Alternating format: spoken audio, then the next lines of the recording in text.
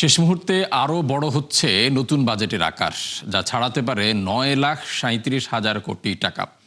অর্থ মন্ত্রণালয় সূত্র জানিয়েছে, আসছে অর্থ বছরের জন্য প্রবৃদ্ধির লক্ষ্য ধরা হচ্ছে 6.4%, আর মূল্যস্ফীতি নামানোর আকাঙ্ক্ষা 7.5%। অর্থনীতিবিদ হোসেন জিল্লুর রহমান বলেন, আকার আয়তনের চেয়ে বরং সুনির্দিষ্ট লক্ষ্য অর্জনের রূপরেখাই গুরুত্বপূর্ণ। রুহুল আমিন জানাচ্ছেন বিস্তারিত। 11 জুন সংসদে তারেক সরকারের প্রথম বাজেট উপস্থাপন করবেন অর্থমন্ত্রী।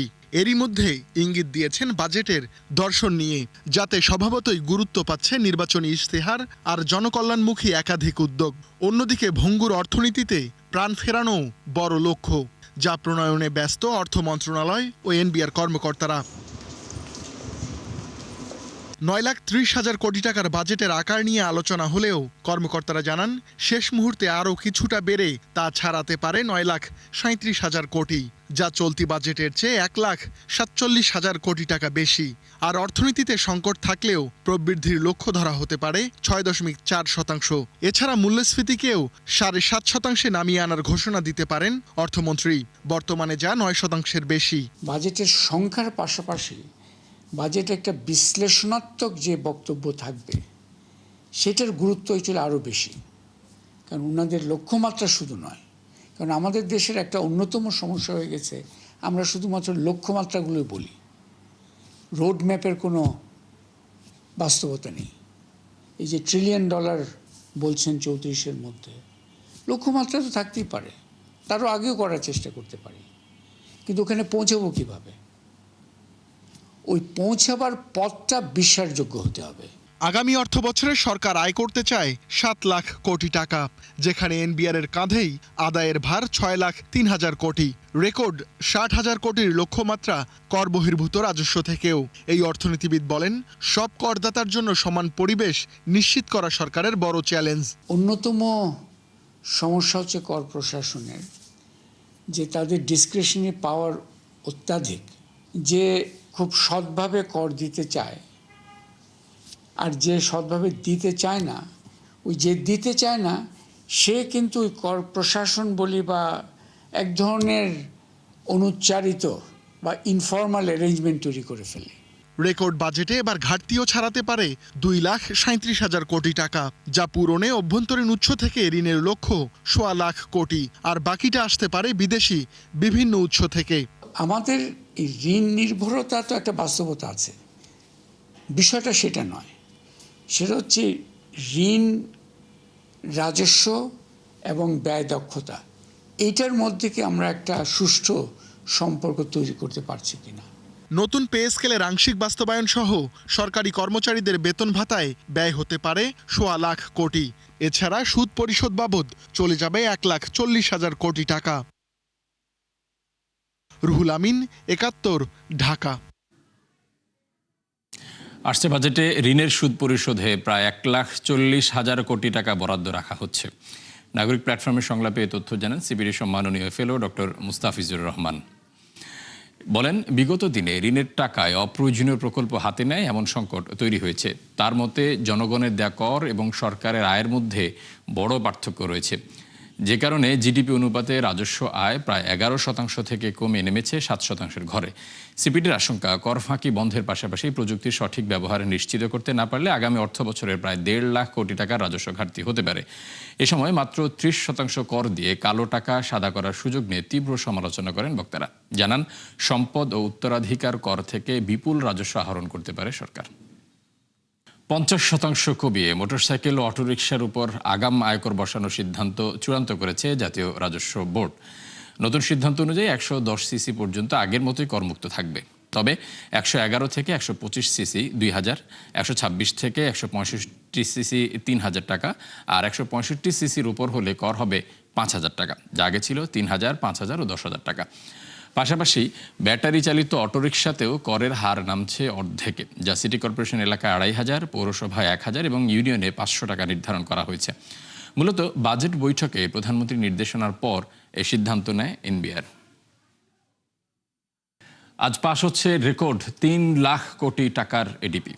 যেখানে 7 প্রকল্পে বরাদ্দ থাকছে 19,000 কোটি টাকা। এর মধ্যে সবচেয়ে বেশি প্রায় 7,500 কোটি টাকা থাকছে MRT 5 প্রকল্পে। এছাড়া 4,000 কোটি টাকা থাকছে MRT লাইন 1-এ। এছাড়া MRT 6 ও ঢাকা সিলেট মহাসড়কে থাকছে বড় অর্থ। যদিও এই অর্থের সঠিক এবং গুণগত ব্যয় নিয়ে সন্দিহান বিশ্লেষকরা। ইমদাদ হোসেনের রিপোর্ট। অবকাঠামো উন্নয়নে বরাবরই বড় বরাদ্দ থাকে এডিপি থেকে। মূলত অর্থনৈতিক কর্মকাণ্ডে গতি আনা ও প্রবৃদ্ধিকে ত্বরান্বিত করতেই এ বিনিয়োগ করে থাকে সরকার। তবে দায়িত্বের প্রথম বাজেটেই সেখানে যেন আরও খানিকটা উদার বিএনপি। প্রায় 50% বাড়িয়ে এবার রেকর্ড 3 লাখ কোটি টাকার এডিপি চূড়ান্ত করা হয়েছে আগামী অর্থবছরের বাজেটে। বরাবরই যেখানে বেশি বরাদ্দ পরিবহন ও যোগাযোগ খাতে, তবে এই বরাদ্দের প্রায় 13% বা 19,000 কোটি টাকা দেওয়া হচ্ছে মাত্র 7টি প্রকল্পে। এর মধ্যে সবচেয়ে বেশি দেওয়া হচ্ছে MRT লাইন 5-এ প্রায় 7,500 কোটি টাকা। এছাড়া MRT 1-এ প্রায় 4,000 কোটি, MRT 6-এ থাকছে 2,000 কোটির মতো। অর্থাৎ 3 MRT প্রকল্পেই 13,000 কোটির উপরে। আমাদের দেশের মন্ত্রণালয় বা বিভাগগুলোর বাস্তবায়ন সক্ষমতাটা খুব লো, যার ফলে আমাদের এডিপি ইমপ্লিমেন্টেশন কোনোদিনই খুব বাড়ালেও 80%-এর উপরে যায় না। ডেভেলপমেন্ট এক্সপেন্ডিচার, ডেভেলপমেন্ট প্রজেক্ট বাড়াতে হবে, নাহলে তার পলিটিক্যাল কমিটমেন্ট রক্ষা হবে না। সেই জন্য হয়তো আগের গত 2 বছরের তুলনায় বাড়তি হবে, তবে ইন জেনারেল আমাদের সক্ষমতার অভাব আছে। 7 প্রকল্পের মধ্যে ঢাকা সিলেট মহাসড়কে বরাদ্দ দেওয়া হচ্ছে 1,890 কোটি টাকার উপরে। এছাড়া 1,400 কোটি টাকা দেওয়া হচ্ছে আশুলিয়া এক্সপ্রেসের উন্নয়নে। আর 1150 কোটির মতো বরাদ্দ থাকছে যশোর ঝিনাইদহ সড়কের উন্নয়ন কাজে। ব্যয় করার ক্ষেত্রে আমরা প্রাতিষ্ঠানিক সক্ষমতাগুলো সৃষ্টি করব, আমরা জবাবদিহিতার সংস্কৃতিটা আবার ফিরিয়ে আনব। আমরা এই যে কোঅর্ডিনেশনের যে অভাব, এগুলো থেকে আমরা শিক্ষা নিয়ে আমরা যখন অবকাঠামো করব, আমরা সেই সাথে সাথে আমরা হার্ডওয়্যারের সাথে সাথে সফটওয়্যার, হিউম্যানওয়্যার, এগুলোও আমরা সমান্তরালভাবে করব। এই বিষয়গুলোও আমার মনে হয় যে বলা দরকার। এডিপিতে এবার রেকর্ড বরাদ্দ দেওয়া হচ্ছে শিক্ষা ও স্বাস্থ্য খাতে, যদিও সেখানে বেনামি প্রকল্পের সংখ্যাই সবচেয়ে বেশি। ইমদাদ হোসাইন, 71, ঢাকা।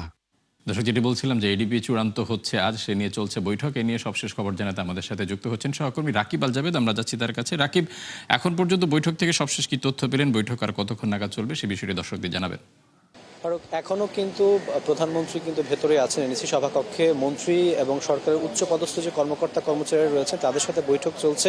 আপনি নিশ্চয়ই জানেন যে এর আগে যে সংবাদটি সেখানে আমরা দেখছিলাম যে রেকর্ড অর্থাৎ 3 লাখ কোটি টাকার যে এডিপিটা সেটি কিন্তু এবার বাস্তবায়ন করতে যাচ্ছে সরকার। প্রস্তাবিত যে এডিপি সেটির আকার শেষ পর্যন্ত আসলে অর্থ বছর শেষে কতটা দাঁড়ায় সেটি কিন্তু এখন দেখার প্রশ্ন। আমরা যদি বলি যে এই অর্থায়নটা কোত্থেকে হবে, কোথায় সরকার পাবে, যেখানে অর্থনীতির অবস্থা খুব একটা ভালো না, এবং স্বয়ং অর্থমন্ত্রী কিন্তু নিজেই বলেছেন যে অর্থনীতি সঠিক পথে ফিরে আসতে আরও অন্তত 2 বছর সময় লাগবে। আমাদের হাতে যে তথ্যগুলো এসেছে সেখানে আমরা দেখতে পেয়েছি যে বিদেশি অর্থায়ন অর্থাৎ ঋণ কিংবা সহায়তা বাবদ সেখান থেকে সরকার 1,10,000 কোটি টাকা অর্থায়ন করবে। এর পাশাপাশি সরকার যে নিজস্ব তহবিল বা নিজস্ব যে অর্থায়ন সেখান থেকে প্রায় 1,90,000 কোটি টাকার মতো কিন্তু সরকার এডিপিতে বরাদ্দ রাখছে। বরাবরের মতো আমরা দেখেছি যে এডিপিতে পরিবহন খাতে একটা বড় বরাদ্দ থাকে, এবারও কিন্তু সেটি আসলে কোনো ব্যতিক্রম নয়। প্রায় আমরা দেখতে পাচ্ছি যে 50,000 কোটি টাকার মতো সেখানে বরাদ্দ রাখা হয়েছে। তবে আশ্চর্যজনক তথ্য হলো যে সরকার স্বাস্থ্য এবং শিক্ষা খাতে বড় অঙ্কের একটা কিন্তু বরাদ্দ দিচ্ছে। এটার পিছনে তাদের যে নির্বাচনী ইশতেহার বা তাদের যে ম্যানিফেস্টো সেটাকে কিন্তু অনেকেই বলছেন। তবে বিশ্লেষকরা কিন্তু ইতিমধ্যে সন্দেহ প্রকাশ করেছেন এই পরিমাণ অর্থ এই দুটি মন্ত্রণালয় খরচ করতে পারবে কিনা, বিশেষ করে যেহেতু চলতি বছরের এডিপিতে সেখানে কিন্তু তাদের যে বাস্তবায়নের হার সেটি কিন্তু একেবারেই নগণ্য। এর পাশাপাশি আপনাকে আরেকটি তথ্য দিয়ে রাখতে চাই যে চলতি যে এডিপিটা চলছে আমাদের 2025-26 অর্থ বছরে, সেখানে কিন্তু এখনো 40% কিন্তু আমরা আসলে বাস্তবায়ন করতে পারিনি। সবকিছু মিলিয়ে কিন্তু এডিপি বাস্তবায়নে সরকার বরাবরই পিছিয়ে থাকে। শেষের 1টা কিংবা 2টো মাসে কিন্তু অনেক অর্থ খরচ করার একটা প্রবণতা থাকে, কিন্তু এবার কিন্তু সেটিও আমরা খুব একটা বেশি দেখতে পাচ্ছি না। তবে সরকারের পক্ষ থেকে যেটি বলা হয়েছে যে তারা আসলে বেশ কিছু মেগা প্রকল্পে কিন্তু তারা বরাদ্দ বাড়িয়েছে, অর্থাৎ সেই প্রকল্পগুলোতে তারা মনোযোগ দিচ্ছে এবং এই প্রকল্পগুলো ধরেই কিন্তু তারা আসলে সাধারণ মানুষের অর্থাৎ জনমানুষের যে উন্নয়ন সেটির কথা কিন্তু তারা চিন্তা করছে। তবে দিন শেষে সেগুলো আসলে কতটা জনমানুষের কিংবা সাধারণ মানুষের কাজে দিবে সেগুলো প্রকল্প আগানোর সাথে সাথে কিন্তু আমরা দেখতে পাবো। এর আগে আমরা দেখেছি যে প্রকল্প বাস্তবায়নের ক্ষেত্রে এক ধরনের অস্বচ্ছতা কিংবা এক ধরনের দুর্নীতির কিন্তু বিষয় কিন্তু চলে এসছে, কিন্তু সরকার ক্ষমতায় এসে কিন্তু ঘোষণা করেছে যে তারা কোনো ধরনের দুর্নীতি কিংবা কোনো ধরনের কিন্তু এ ধরনের অস্বচ্ছতা করবে না। সেটি আসলে কতটা দেখা যায় সেটা কিন্তু সামনের দিনে দেখা যাবে। ফারুক, রাকিব, আপনাকে অসংখ্য ধন্যবাদ। দর্শক, এডিপি নিয়ে এনএসির সভার সবশেষ খবরাখবর জানাচ্ছিলেন সহকর্মী রাকিব আল জাবেদ। আবারও প্রশ্ন তোলার অধিকার বন্ধ করে কালো টাকা বিনিয়োগের সুযোগ দেওয়া হচ্ছে আসছে বাজেটে। তবে এবার কর দিতে হবে 30% হারে। জ্বালানি, আবাসন, কৃষি, উৎপাদনশীল শিল্পসহ বেশ কিছু খাতে দেয়া হচ্ছে এই সুবিধা। টিআইবি বলছে এই সুযোগ দুর্নীতি সহায়ক, বৈষম্যমূলক এবং সংবিধানের সাথে সাংঘর্ষিক। মইনুল হাসানের প্রতিবেদন।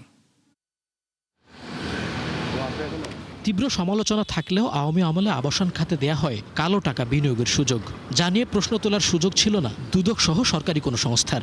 এক্ষেত্রে কর হারও ছিল নগণ্য, মাত্র 15%।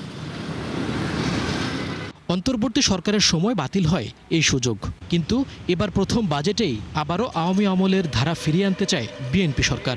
এনবিআর সূত্র বলছে 30% কর দিয়ে নতুন বাজেটে রাখা হতে পারে অপ্রদর্শিত অর্থ বিনিয়োগের সুযোগ, যা কার্যকর হবে জ্বালানি, আবাসন, উৎপাদনশীল শিল্প, কৃষিসহ বেশ কিছু খাতে। তবে টিআইবির নির্বাহী পরিচালক মনে করেন আবারও এই সুযোগ উস্কে দেবে দুর্নীতিকে, যা বৈষম্যমূলক এবং সংবিধানের সাথেও সাংঘর্ষিক। এটা হবে স্ববিরোধী এবং বাস্তবে আত্মঘাতী।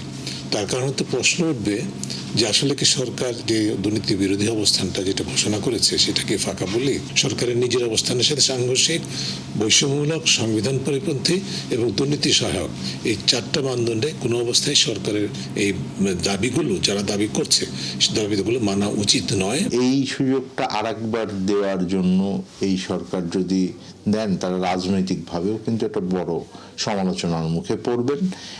আমি মনে করি যে এই ধরনের প্রস্তাব অর্থনৈতিক, রাজনৈতিক কোনোভাবেই এটা খুব যুক্তিসঙ্গতভাবে নাই। চলতি বাজেটে প্রযুক্তি, উদীয়মান শিল্পসহ প্রায় 40টি শিল্প খাতে কর অবকাশ সুবিধা তুলে দিয়েছিল অন্তর্বর্তী সরকার। তবে সেগুলো সহ নতুন আরও কিছু খাতে তা পুনর্বহাল করার চিন্তা করছে বিএনপি সরকার। সেক্ষেত্রে সেমিকন্ডাক্টর, এপিআই, স্থানীয়ভাবে উৎপাদিত খাদ্য ও সবজি প্রক্রিয়াজাতকরণ শিল্প, কৃষি, কৃত্রিম বুদ্ধিমত্তা সহ উদীয়মান খাতে দেয়া হতে পারে ব্যাপক করছাড়। বিশেষজ্ঞরা বলছেন সুবিধা দেওয়ার আগে দরকার পর্যাপ্ত যাচাই বাছাই। সত্যিকার অর্থেই এমনভাবে করছাড়গুলো সরান যেখানে ক্ষমতাবান যারা আছেন, যাদের আর্থিক ক্ষমতা বেশি আছে, তারা যেন করছাড়ের আওতাটায় থেকে আগে সরে আসেন। যে এই ধরনের করছাড় সাধারণ মানুষকে একটা প্রোটেকশন দিচ্ছে, সেটা তো আপনি দিবেন। একেবারে কোনো করছাড় থাকবে না এইটাও হয় না। প্রত্যেকটা দেশই তার কৌশলগত অবস্থানের ভিতরে থেকে এইগুলো করেন। সো প্রায়োরিটি সিলেকশন করাটা জরুরি। মইনুল হাসান, ৭১, ঢাকা। জ্বালানির উচ্চ মূল্যে বিপাকে ভারত। হরমুজ বন্ধে ব্যাহত হচ্ছে মধ্যপ্রাচ্য থেকে তেল, গ্যাসের সরবরাহ। আর তাই সংকট নিরসনে বিকল্প উৎস থেকে আমদানি করায় গুনতে হচ্ছে অতিরিক্ত অর্থ। ফলে এপ্রিলে দেশটির বাণিজ্য ঘাটতি দাঁড়িয়েছে ২৮ বিলিয়নে, যা এক মাসে বেড়েছে $৮ বিলিয়ন। নাদিয়া ইসলাম তুলির রিপোর্টে বিস্তারিত। বিশ্বের তৃতীয় বৃহত্তম তেল আমদানিকারক ভারত। দেশটির অপরিশোধিত তেলের চাহিদার ৮০%ই আমদানি নির্ভর, যার বড় অংশ আসে মধ্যপ্রাচ্য থেকে। সম্প্রতি ইরান যুদ্ধে দেখা দেয় তীব্র জ্বালানি সংকট। ফলে বিশ্ববাজারে তেল, গ্যাসের দাম ওঠে রেকর্ড উচ্চতায়। চাহিদা মেটাতে উচ্চমূল্যে জ্বালানি কিনতে বাধ্য হয় নয়াদিল্লি। এতে বাণিজ্য ঘাটতি বেড়ে যায় দেশটির, যা গেল এক মাসেই বেড়েছে $৮ বিলিয়ন। তথ্য বলছে এপ্রিলে ৬ মাসের সর্বোচ্চ তেল আমদানি করায় দেশটির বাণিজ্য ঘাটতি দাঁড়ায় $২৮ বিলিয়ন, অথচ মার্চেও যা ছিল ২০ বিলিয়নে। অর্থাৎ মাত্র এক মাসেই ঘাটতি বেড়েছে $৮ বিলিয়ন, যা ছাড়িয়ে গেছে আগের পূর্বাভাস। অন্যদিকে এপ্রিলে ভারতের রপ্তানি আয় ৪৩ বিলিয়ন, বিপরীতে আমদানি করে $৭১ বিলিয়ন। এতে চলতি হিসাবের ঘাটতি দাঁড়ায় $২৮ বিলিয়ন। তথ্য বলছে এ সময় আগের মাসের তুলনায় ৫৩% বেড়ে তেল আমদানিতে $১৮ বিলিয়ন খরচ করে ভারত। সাথে জ্বালানির দামের উল্লম্ফনে বেড়ে যায় আমদানি ব্যয়। এছাড়া তেলের পাশাপাশি বাড়ে স্বর্ণের আমদানিও।